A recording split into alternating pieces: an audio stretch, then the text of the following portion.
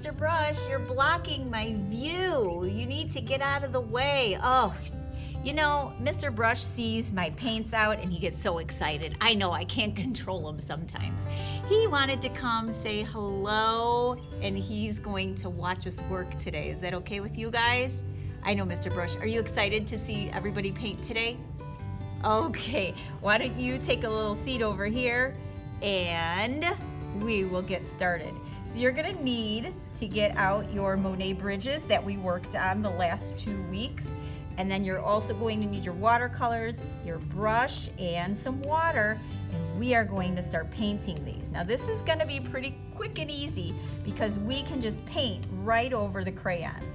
Now the colors that we're going to be using, remember the top above the bridge is all trees and bushes and all of the different kinds of plants that might be found in a garden. So I am going to just sort of do a wash of green over all of this.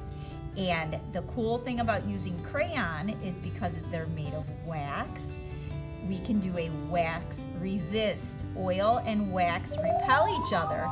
So you can paint right over the top of it and you do not have to worry about messing up your crayon, and the color will still shine through. So I'm going to continue painting my green background. Make sure that you paint in between the bridge sections because there's bushes and trees behind that as well.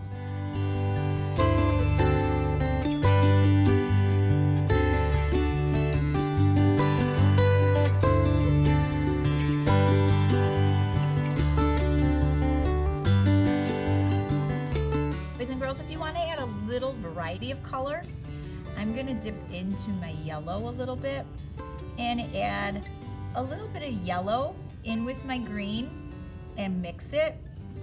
And then you can actually go back in some areas and layer some other colors in there. You do not want to do any other colors though besides the green and the yellow. You don't want to start mixing in like reds or purples or anything.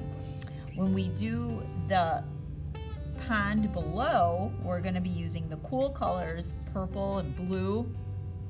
So we want to keep those colors away from the top section. So I'm going to keep painting in.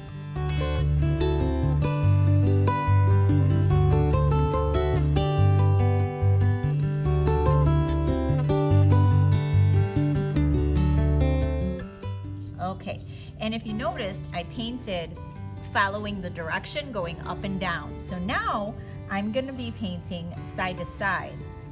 So now I'm actually, because of where my paint is, I don't want to be splashing paint up here.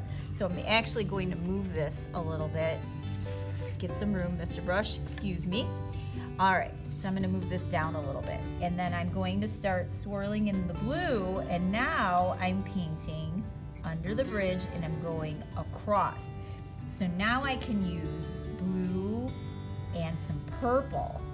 And this purple is like super bright in this. So look at how dark that comes out. If that's too much, dip your brush in some water and paint over it and it will start lightening up some of that purple.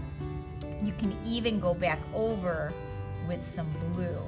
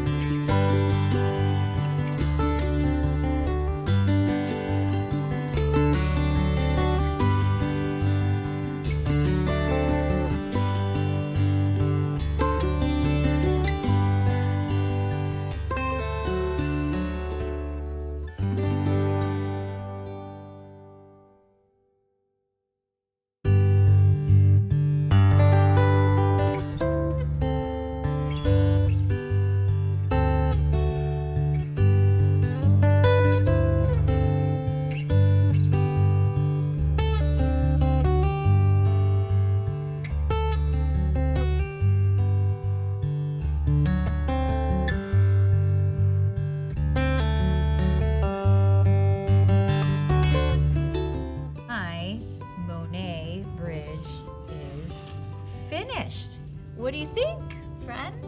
I think think it looks pretty good. Here, let me pick it up and closer to you. So what I would like you to do is finish painting. Let these dry up a bit.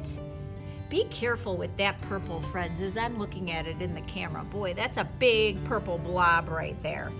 So be very, very, very careful. Learn from Ms.E.'s mistakes. I'm gonna use it as a beautiful oops, but stick with a lot of blue and just a touch of purple here. Otherwise, because that purple is pretty powerful, and I'm not so sure I like how dark that is, but oh well, that's part of being an artist, I guess, is learning from your mistakes and taking it as a beautiful oops. What do you think, Mr. Brush?